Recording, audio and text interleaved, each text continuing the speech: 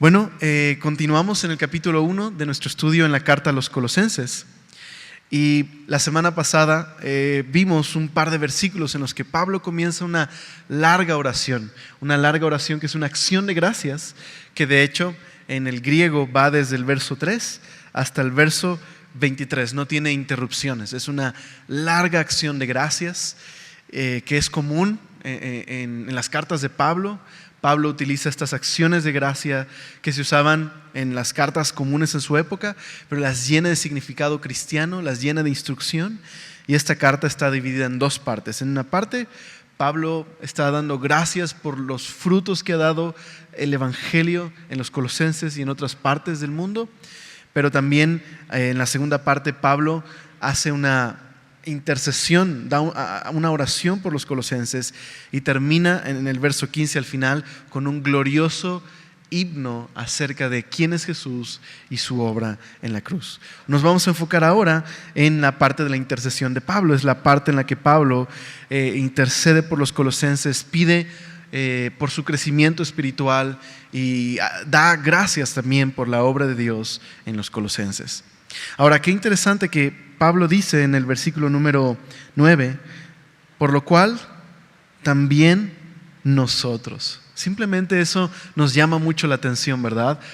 Pablo ha oído de la obra de Dios en los colosenses, ha oído de Epafras, el evangelista, de parte de Pablo, a toda esa zona de Asia Menor, el Valle del Lico, ¿recuerdas? Hierápolis, Laodicea, Colosas. Ha oído de su fe, ha oído del amor y de la esperanza que tienen los colosenses. Y da gracias a Dios, intercede por ellos. Pero dice aquí, también nosotros. Qué interesante que Pablo tiene autoridad como apóstol, pero tiene personas a su alrededor. No está solo ni se manda solo. Aun cuando el Señor le ha dado autoridad, hay todo un equipo, hay un grupo de amigos de Pablo. En esta carta, por ejemplo, está Timoteo, está Tíquico mencionado, está Epafras, está Onésimo. E incluso al final de la carta a los colosenses veremos una larga lista de amigos de Pablo. Pablo era un hombre que estaba rodeado de otros que le ayudaban en el ministerio y Pablo podía compartir con ellos y también a pesar de que en muchas ocasiones él viajaba solo, él estaba bajo la autoridad del Señor, pero también otros que compartían el mensaje de Pablo y estaban con Pablo. Así que eso es muy interesante. Pero esta es la intercesión de Pablo. Y es una intercesión, dice ahí, por aquellos que no conoce. Dice el verso 9. Por lo cual también nosotros, desde el día que lo oímos, no cesamos de orar por vosotros.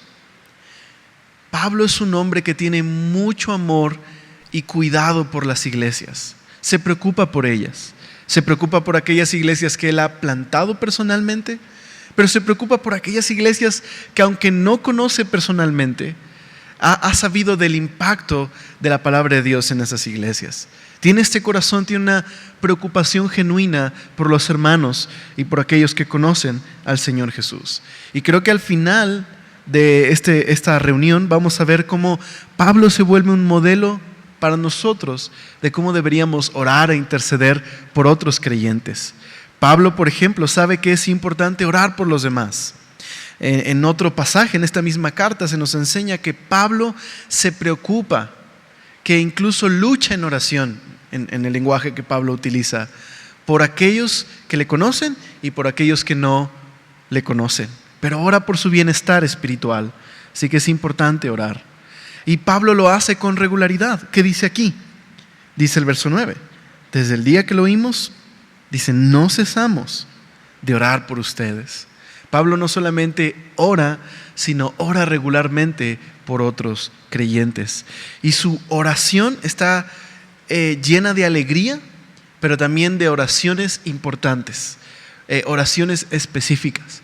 Pablo sabe pedir por lo importante.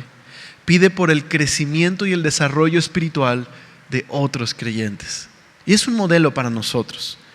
Queremos aprender a orar y a orar constantemente por los demás y a orar con alegría, porque muchas veces nuestras oraciones se vuelven egoístas cuando no las envolvemos con alegría, cuando no consideramos lo que Dios ha hecho por nosotros y lo que ha hecho por los demás.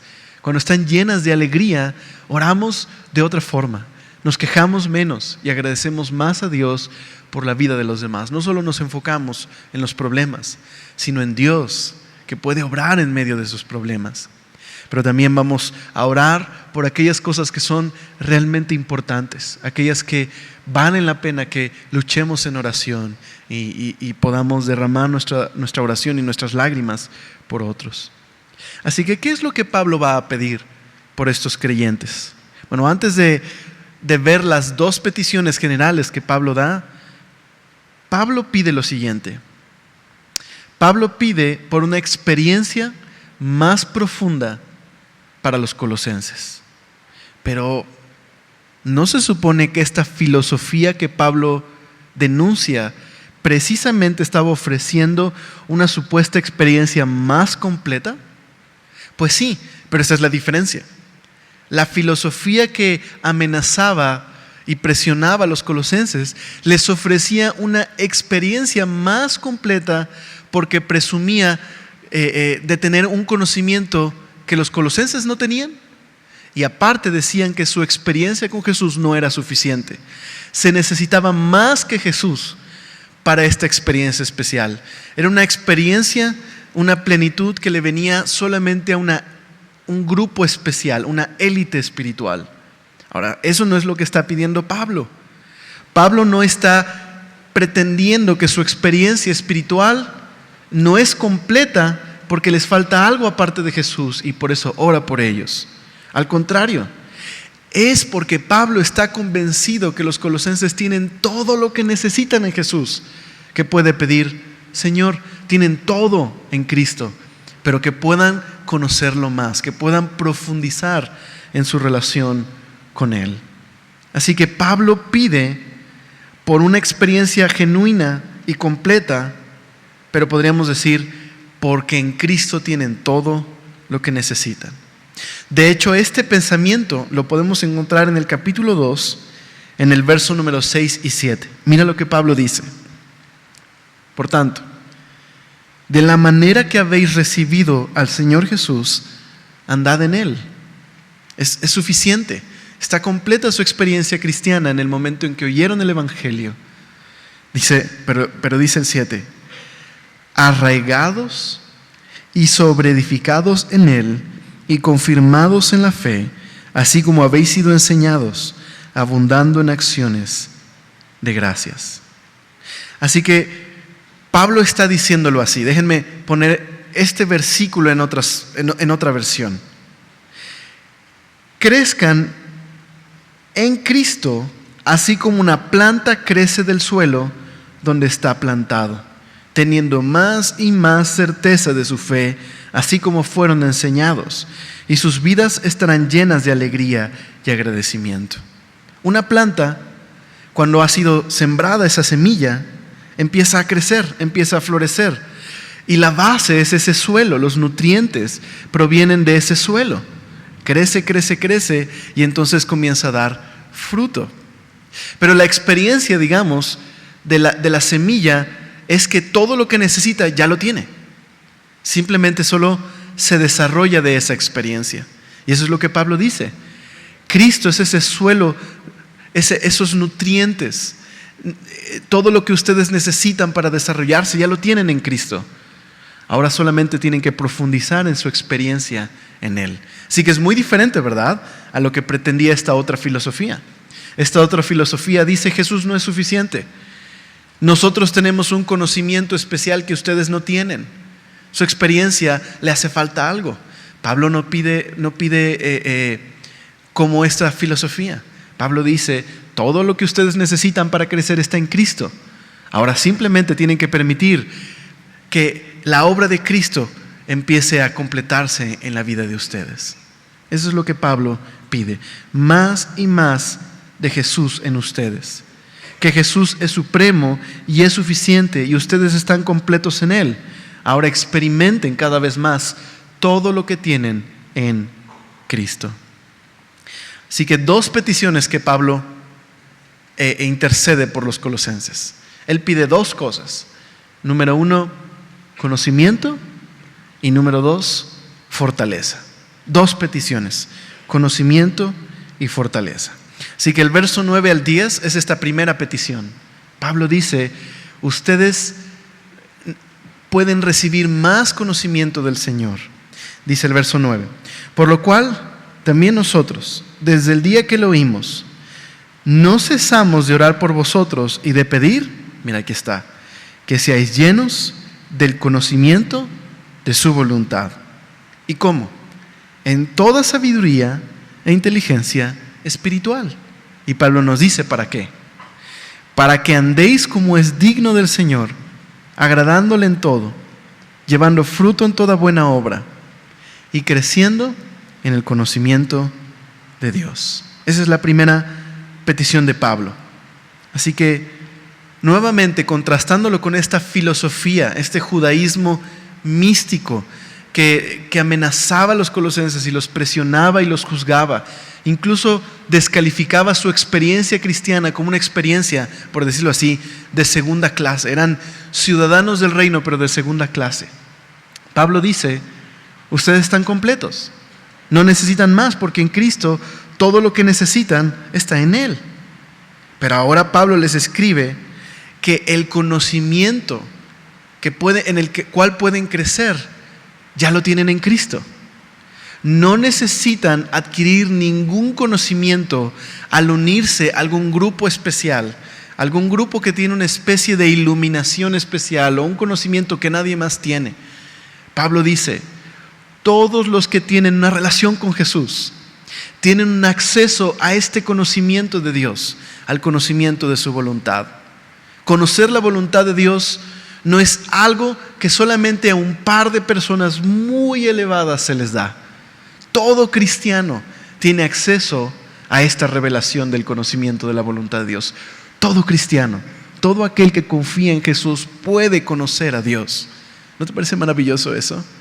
Este conocimiento no está reservado para algunos cuantos, es para todos. Y Pablo dice que los creyentes sean llenos del conocimiento de su voluntad.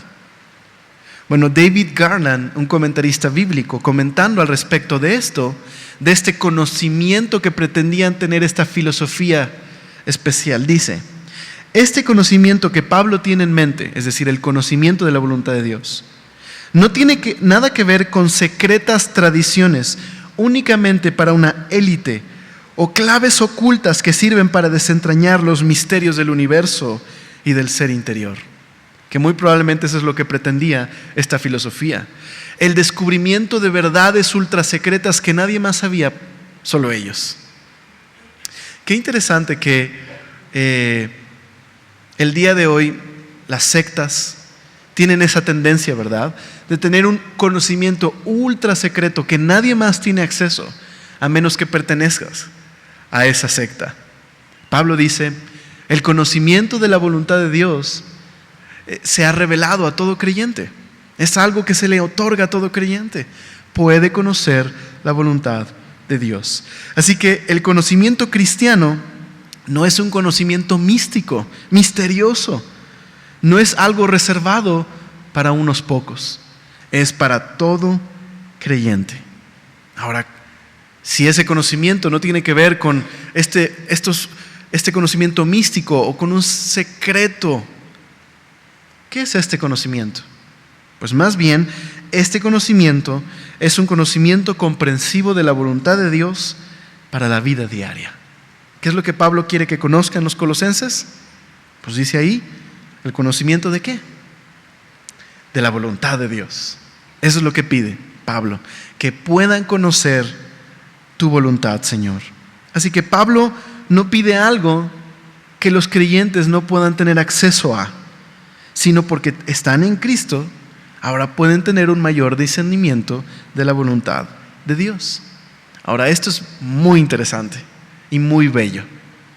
Para nosotros, ¿qué significa tener conocimiento? Pues regularmente pensamos en el conocimiento solo como en la acumulación de información. Pero para los judíos, el verdadero conocimiento significa sabiduría, o diríamos obediencia al Señor. Y Pablo viene de un trasfondo judío. Cuando él está pidiendo que los creyentes en Colosas conozcan la voluntad de Dios, está pidiendo, Señor, hazlos sabios, hazlos personas que puedan aplicar tu conocimiento en todas las áreas de su vida, que puedan hacer tu voluntad en todo lo que hacen, que tengan un conocimiento profundo de tu voluntad, de manera que puedan vivir de una forma que te agrade. Eso es lo que Pablo está pidiendo: sabiduría y comprensión espiritual. Así que en el pensamiento hebreo, la sabiduría no solamente implica un conocimiento, una información, implica la obediencia a la voluntad de Dios. Alguien ha llamado a la sabiduría el arte de vivir la vida. Y es lo que pensaba un judío. Es el arte de vivir para Dios. Es una vida que se vive para Dios. Bueno, Salomón, ¿qué es lo que pide ante las grandes responsabilidades que tiene de gobernar una nación? ¿Qué le pide a Dios? Sabiduría. Sabiduría para poder gobernar a la nación. Bueno, Proverbios está lleno de exhortaciones de adquirir sabiduría. El libro de Proverbios nos dice: adquiere sabiduría más que cualquier cosa. El valor de la sabiduría y la inteligencia, dice Proverbios, supera al de las piedras preciosas y al de las joyas y a cualquier tesoro deseable. E incluso Proverbios nos dice que el principio de la sabiduría es el temor a Dios. Una profunda reverencia a Dios es la que hace un hombre sabio. Ahora, también para el judío el conocimiento de Dios se encontraba en la ley de Dios. Y en el Nuevo Testamento encontramos que Cristo encarna la ley de Dios, la voluntad de Dios. Así que un conocimiento pleno de Dios solo lo encontramos en Cristo. Cristo es la revelación de Dios. Vamos a ver más adelante que es la revelación de la imagen invisible de Dios. Así que todo verdadero conocimiento que sea útil para la vida, solo puede ser a través de Cristo. Y ese conocimiento va a resultar en la obediencia a la voluntad de Dios. No podemos tener un verdadero conocimiento separado de una relación con Dios. Podemos tener información, pero recuerda, en la Biblia el conocimiento es igual a la obediencia a Dios. El verdadero conocimiento, el genuino conocimiento, tiene que ver con la obediencia a Dios. Así que Pablo pide que conozcan tu voluntad, Dios, que puedan aplicar tu voluntad. Ahora, ¿qué necesitarían los cristianos en Colosas para poder tener comprensión de la voluntad de Dios? Pues mira lo que dice ahí. Dice, para que sean llenos del conocimiento de su voluntad, ¿en qué? En toda sabiduría e inteligencia espiritual. Ahora mira la conexión del verso 9 con el verso 10. Pablo acaba de pedir que sean llenos del conocimiento de su voluntad. ¿Recuerdas que dijimos que el verdadero conocimiento es obedecer al Señor? Pues mira cómo está ese vínculo aquí. Pablo pide que sean llenos del conocimiento de su voluntad. ¿Pero para qué? Dice el verso 10. Para que andéis como es digno del Señor, agradándole en todo. ¿Te das cuenta? Pablo pide que puedan comprender su voluntad para que puedan aplicar ese conocimiento a la vida cristiana. Hay una versión de la Biblia, me gusta mucho, está en inglés, pero traté de traducirla. Espero haberla traducido bien. Pero es una versión llamada la J.B. Phillips, es una versión en inglés contemporánea, y creo que captura la esencia del punto de Pablo aquí. Les voy a leer esta versión. Dice: así que ustedes entenderán que desde que escuchamos acerca de ustedes, nunca han faltado nuestras oraciones. Estamos pidiéndole a Dios que ustedes puedan ver las cosas desde su punto de vista, al darles comprensión espiritual y entendimiento. ¿Notaste? Que ustedes puedan ver las cosas desde su punto de vista, al darles comprensión espiritual y entendimiento.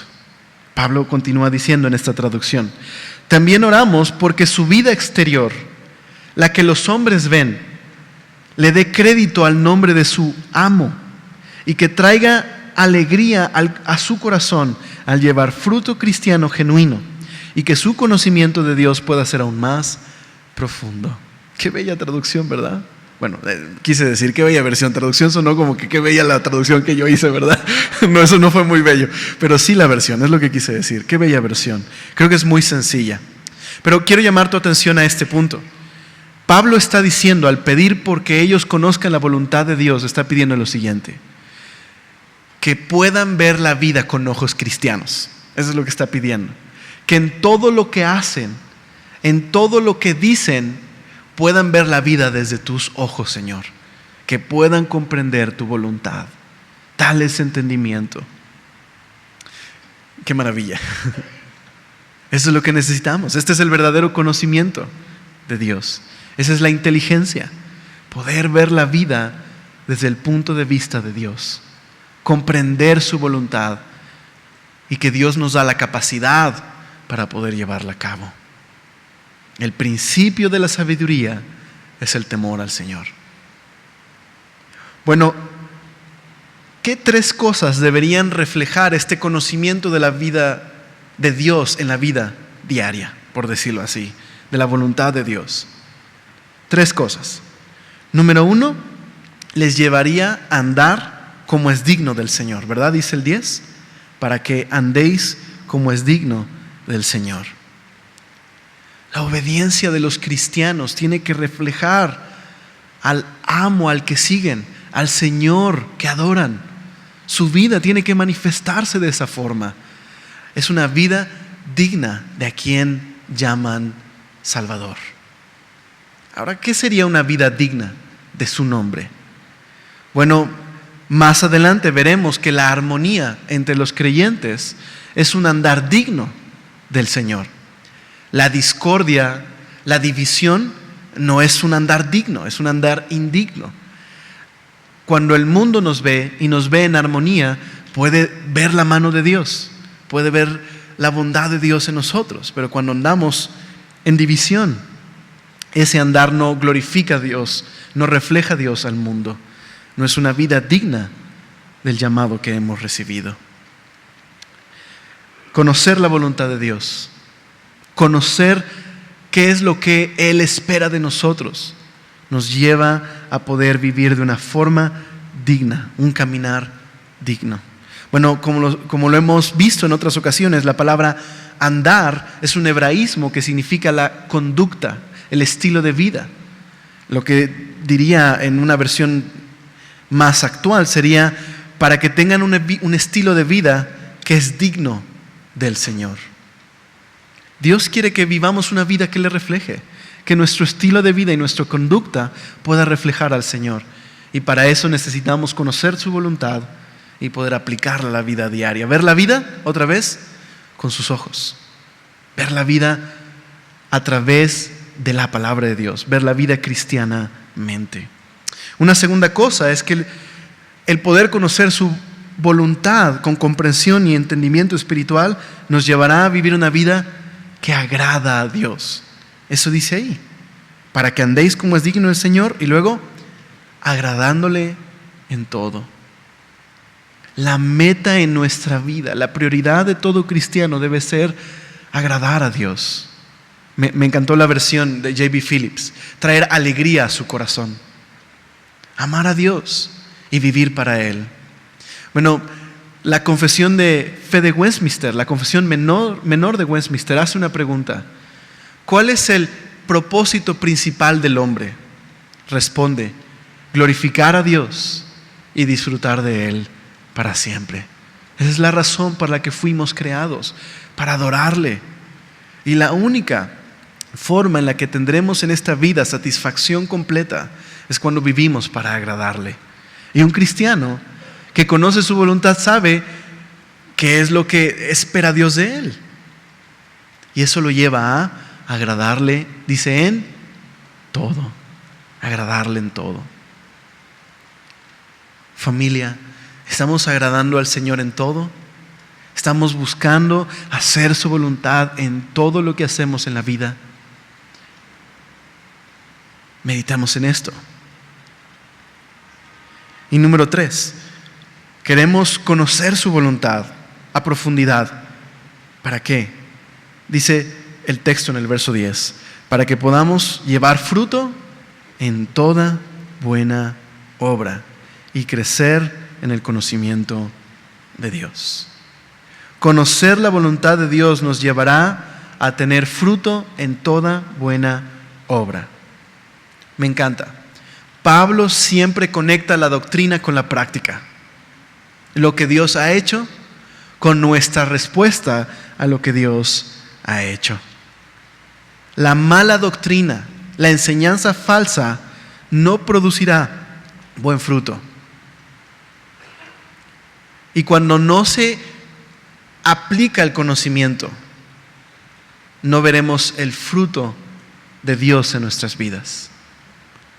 Por eso el verdadero conocimiento no tiene que ver con la acumulación de información, tiene que ver con la obediencia a la voluntad de Dios. Le conocemos para obedecerle y amarle más. Aquí está la conexión. Clamar tener conocimiento de Dios sin tener una vida piadosa nos demuestra que ese conocimiento no es genuino.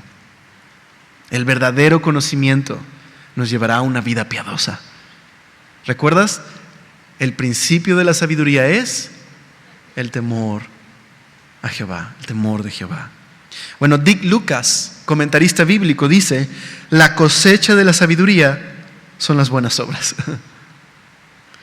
Y me parece muy interesante que cuando Pablo se refiere a las obras que produce la salvación, regularmente, no es en todo caso, pero generalmente, pone la palabra buenas obras, digamos, en singular, como una buena obra. Pero cuando el texto se refiere regularmente, no en todo caso, pero regularmente se utiliza la frase buenas obras, cuando solo se refiere a obras, está refiriéndose a esas obras por las cuales una persona cree que puede ganar la salvación.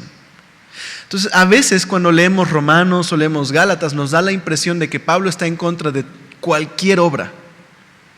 Pero no es así. Pablo está en contra de aquellos que creen que por sus obras, las obras de la ley, que en este caso incluían los rituales, la obediencia estricta a la ley, podía llevarme a ser salvado por mis buenas obras, por mis acciones. Pablo está en contra de eso. Pablo predica un evangelio de gracia, un evangelio que implica que hemos sido salvados no por obras de justicia que nosotros hayamos hecho, como dice Tito, sino por su gracia, por su favor inmerecido. Pero Pablo no está en contra de las buenas acciones.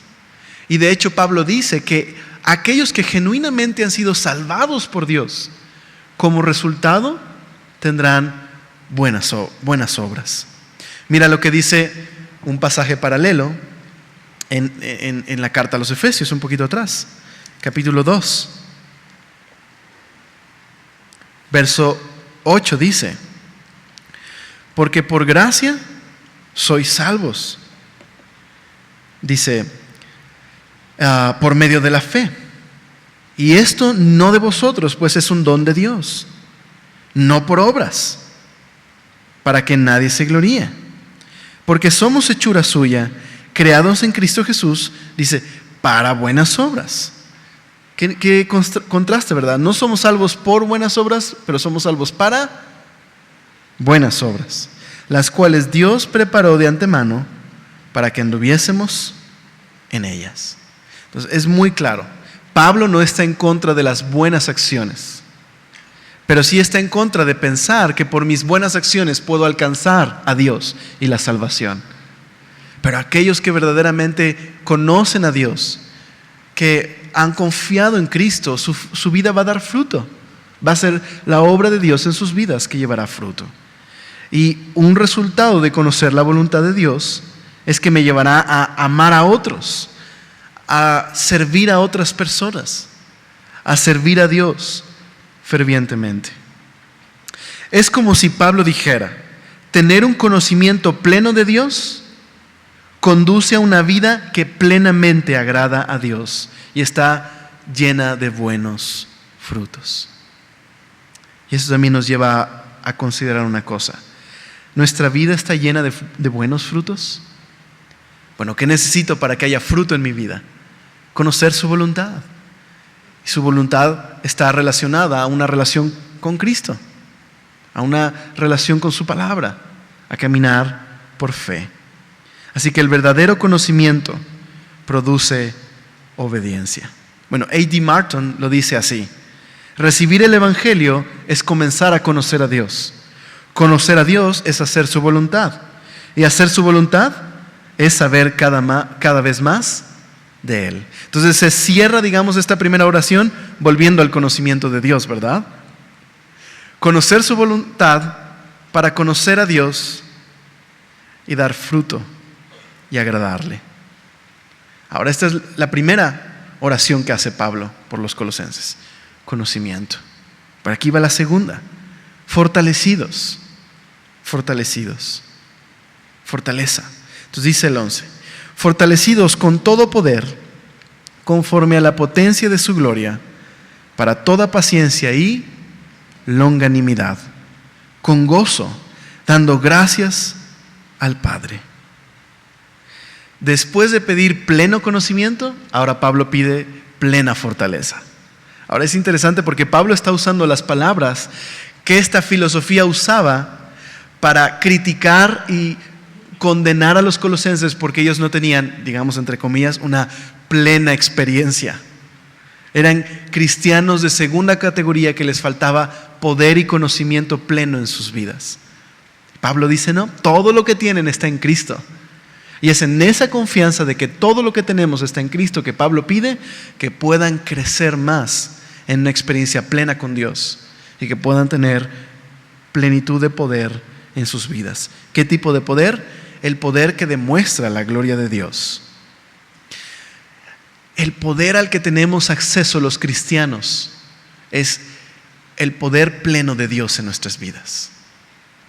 Esta carta que podemos bien leer con Efesios, porque es una versión más chiquitita, por decirlo así. Pablo nos dice en Efesios capítulo 1, acompáñame, acerca del poder de Dios en la vida de un creyente, también en su oración por los colosenses. Pablo dice que este poder es un poder que obra en el interior. Dice el capítulo 1, dice el verso 19, Pablo pide por los creyentes, para que ellos sepan esto. ¿Y cuál la supereminente grandeza de su poder para con nosotros los que creemos? Y mira qué tan glorioso es este poder. Según la operación del poder de su fuerza. ¿Qué tan fuerte? Pues mira, la cual operó en Cristo, resucitándole de los muertos y sentándole a su diestra en los lugares celestiales. Este es el poder al que tenemos acceso los creyentes, el pleno poder de Dios, porque tenemos una relación con Cristo, porque Él es nuestra vida y estamos en Él y somos suyos y Él es nuestro. El mismo poder que levantó a Jesucristo de los muertos es el poder que obra en el interior del creyente. Es un poder glorioso, ¿verdad? Conforme a la potencia, dice Colosenses, de su gloria. ¿Y para qué necesitamos este poder? Pues mira lo que dice Pablo. ¿Para qué lo necesitamos? Pablo dice que lo necesitamos, número 1, para toda paciencia. Y número 2, para la longanimidad. Necesitamos el poder de Dios para ser pacientes y para ser perseverantes. Los cristianos necesitamos el poder de Dios porque la vida no es fácil. Hay situaciones difíciles en la vida y necesitamos este poder glorioso de Dios que opera en nuestro interior para fortalecernos y hacernos perseverar en la vida cristiana, para darnos la paciencia que produce frutos que glorifican a Dios. La paciencia es la obra de Dios en el creyente. Es uno de los frutos de perseverar y ser fortalecidos con su poder. Así que me gusta como un comentarista lo pone. Esta es la verdadera espiritualidad del Nuevo Testamento. Este es el verdadero poder.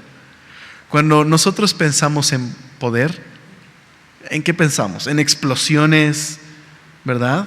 O sea, pensamos en Cualquier película de Duro de Matar tiene poder, ¿verdad? O sea, hay dinamita, explosiones, edificios caídos, aviones destruidos por todos lados.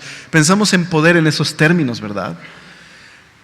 Poder como algo para someter a otros, poder como algo para causar cosas. Pero en la Biblia, el poder que Dios nos ha dado es para fortaleza interior, para la perseverancia y la paciencia. Verdadero poder. Esta es la verdadera espiritualidad, ¿verdad? Porque otra vez, pensamos en verdadera espiritualidad como alguien que flota por el aire, ¿no? Y puede hacer muchos milagros. Y ojo, claro que un milagro que Dios produce es por su poder, ¿verdad? Pero pensamos en términos de verdadera espiritualidad como eso, como alguien que hace muchos milagros. Pero esta es la verdadera espiritualidad, alguien que tiene paciencia y longanimidad en la vida cristiana, perseverancia. ¿Por qué necesitamos paciencia y perseverancia? Porque la vida es difícil y por eso necesitamos el poder de Dios en nuestra vida. Ahora esto es bello, porque el poder glorioso de Dios, cuando opera en nosotros, nos da paciencia y perseverancia. Y es cuando el mundo puede ver la paciencia y la perseverancia que también puede ver lo glorioso de su poder. ¿Me explico? Así que es ese poder glorioso obrando en nosotros que nos da un carácter cristiano. Y precisamente es el carácter cristiano cuando lo miran nuestros vecinos que pueden decir, wow, el poder de Dios es glorioso. Roma presumía de tener poder. ¿Ya vieron la película de Ben-Hur? ¿No la han visto? Bueno, ya vieron la viejita, ¿verdad? Y sin duda has visto alguna película de Enrique Rambal o cualquier cosa ahí donde se ve bueno, esas no se ven tan contextualizadas como deberían, ¿verdad? Pero muchas películas nos muestran el poderío del Imperio Romano. Para ellos todo era poder y unidad política. Y por eso un hombre crucificado que había muerto juzgado como un criminal, eso no es poder. Y Pablo dice, el evangelio es poder de Dios para salvación. Así, cuando el mundo puede ver lo que es verdadero poder, que no está en amenazar, en conquistar, en aplastar, sino en un corazón manso, paciente, perseverante, pueden ver lo glorioso del poder de Dios. Lo glorioso del poder de Dios. ¿Y eso qué produce en el creyente? Gozo, alegría. Dice Pablo aquí, con gozo dando gracias al Padre.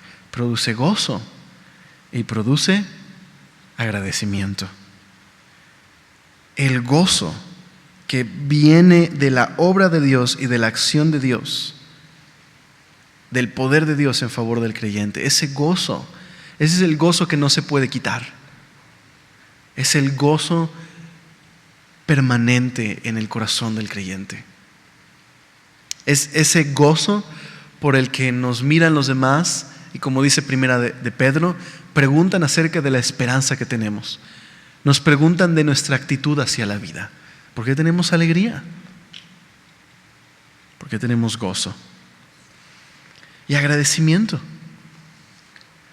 Pablo es un hombre lleno de agradecimiento. Estamos de hecho en una sección que es un agradecimiento a Dios. Y esta carta en particular encontraremos muchas partes en donde Pablo agradece a Dios o habla acerca del agradecimiento. Y es que el agradecimiento, mi preciosa familia, es esencial para la vida cristiana. Alguien le dijo a un pastor si el agradecimiento era una de las características de un cristiano, a lo que él contestó, no, es la característica del cristiano. No una de las características, es la característica del cristiano. El agradecimiento a Dios es una marca de ser llenos del Espíritu Santo. Y de hecho, lo que estaba provocando esta filosofía que estaba condenando a los colosenses y presionándolos era provocarles falta de agradecimiento, porque parecía que su experiencia cristiana no era completa. Parecía que Jesús no era suficiente en sus vidas. Parecía que no habían recibido el mensaje completo. Así que Pablo tiene que reenfocarles en el agradecimiento.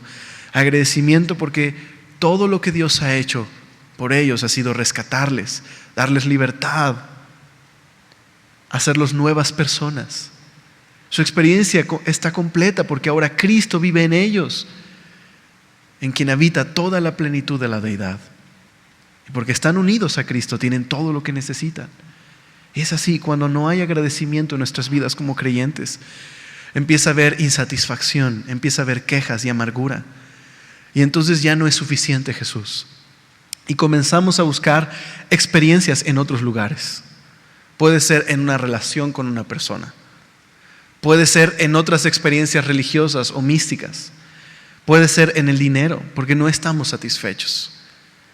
Y parte de digámoslo así, si la marca de un cristiano es agradecimiento, la marca de este mundo sin Dios es insatisfacción, falta de agradecimiento.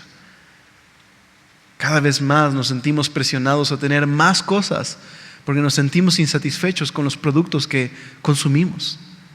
Es parte de esta sociedad sin Dios, donde cada ser humano es su propio centro de gravedad.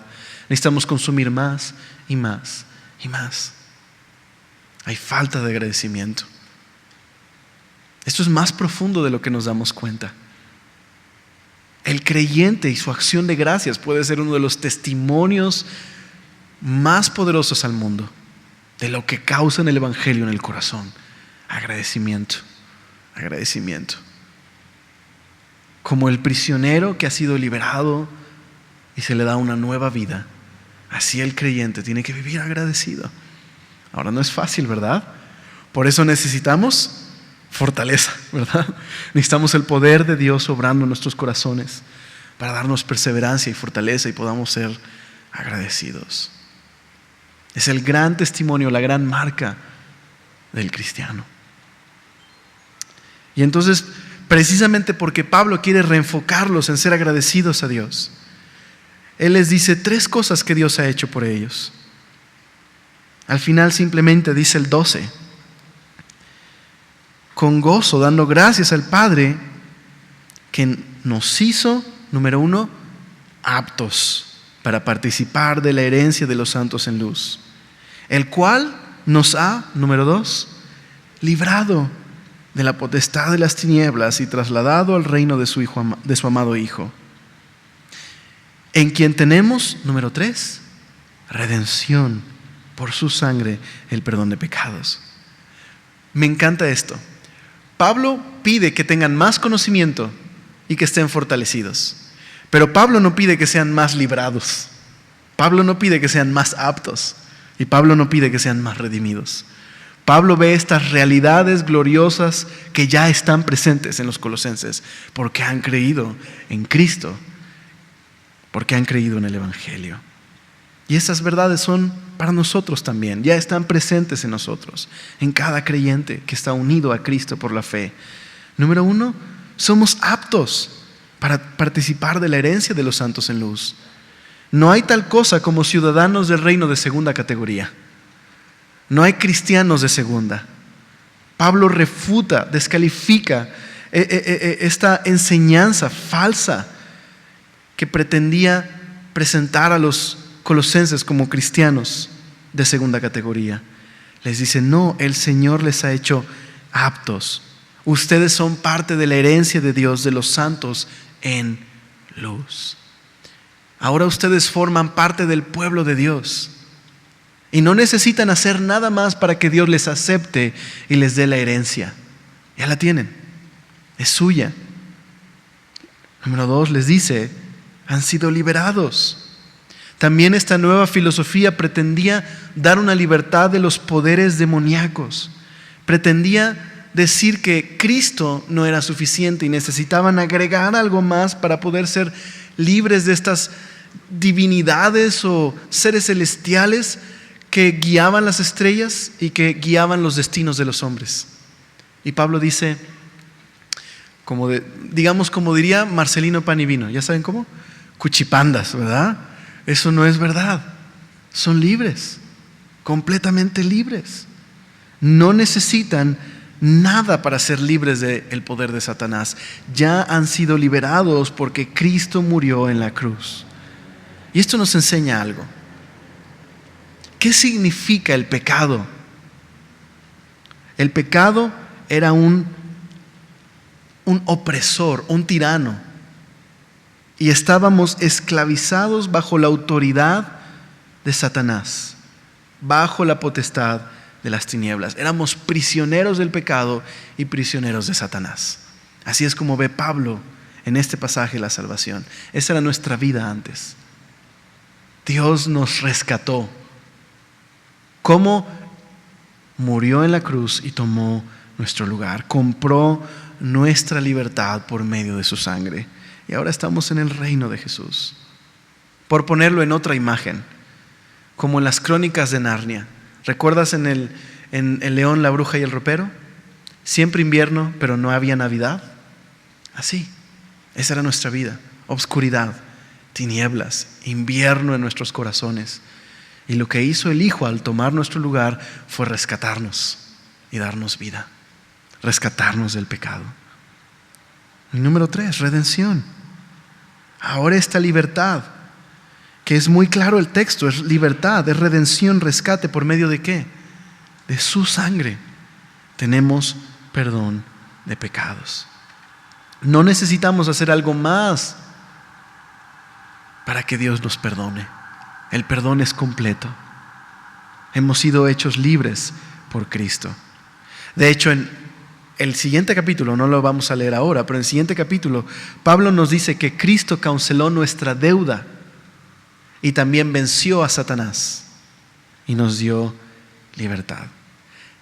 En pocas palabras, nadie puede añadirle o quitarle a esta gloriosa libertad que tenemos en Cristo. Y pretender añadirle algo a esta libertad es una afrenta a la cruz y es una ofensa al mensaje del Evangelio. Hay muchas maneras en las que nosotros podemos pretender añadir cosas y eso desvirtúa el mensaje del Evangelio. Para Pablo, la redención, el perdón de pecados no solo es un asunto del pasado, no solo es que borró nuestro historial, no solo es un borrón y cuenta nueva. La redención alcanza el presente y el futuro, porque para Pablo, él lo dice ahí, el haber sido rescatados del pecado es ser trasladados al reino de su Hijo amado. En pocas palabras, Dios perdonó tus pecados, pero también quebró el poder del pecado en tu vida y en mi vida.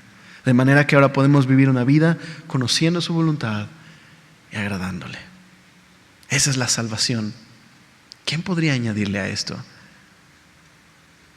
Y tristemente hoy encontramos, ¿verdad?, en muchos lugares donde se pretende darte algo más que Jesús.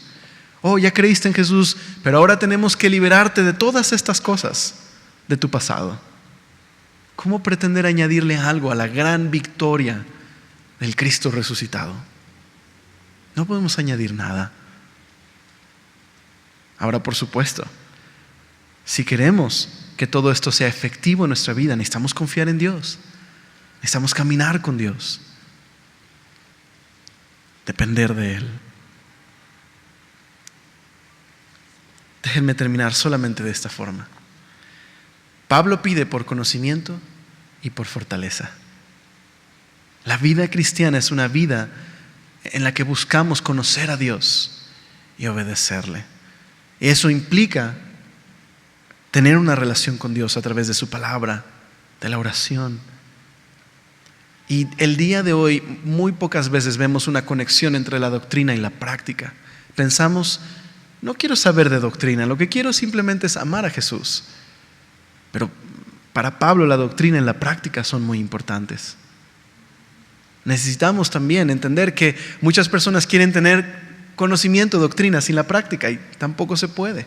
Es una ortodoxia muerta. Necesitamos doctrina, conocer a Jesús. Pero si es conocimiento genuino, te llevará a obedecer a Dios. Y aquel que pretenda que conoce a Dios, pero no le obedece, no le conoce. qué no oramos dándole gracias a Dios? Le decimos gracias por amarnos de esta forma. Y hacemos esta oración nuestra, ¿les parece? ¿Por qué no terminamos orando estas cosas por nosotros? Las necesitamos, ¿verdad? Señor, gracias porque nos amas. Y gracias porque, como los colosenses, Señor, tú nos has hecho aptos para participar de esa herencia de los santos en luz. Nos has rescatado, Señor. Estábamos oprimidos por el pecado. Estábamos, Señor, en tinieblas, esclavizados por Satanás. Y tú, Señor, por tu muerte y resurrección, Señor, nos rescataste, nos arrancaste de ese territorio y nos plantaste en tu reino, el reino de tu amado Hijo. Y ahora, Señor, no solamente borraste nuestro pecado, rompiste las cadenas de pecado que nos esclavizaban, y podemos ahora vivir una vida agradable a ti. Gracias, Señor. Padre, por favor, ayúdanos a tener un conocimiento profundo de tu voluntad, echar raíces profundas en ti, Señor. Queremos poder ver la vida cristianamente. Queremos poder hacer tu voluntad en todas las áreas de nuestra vida. Ayúdanos a ver la vida a través de tus ojos, Señor. Ayúdanos a vivir la vida en Cristo. Y, Señor, ayúdanos a ser fortalecidos.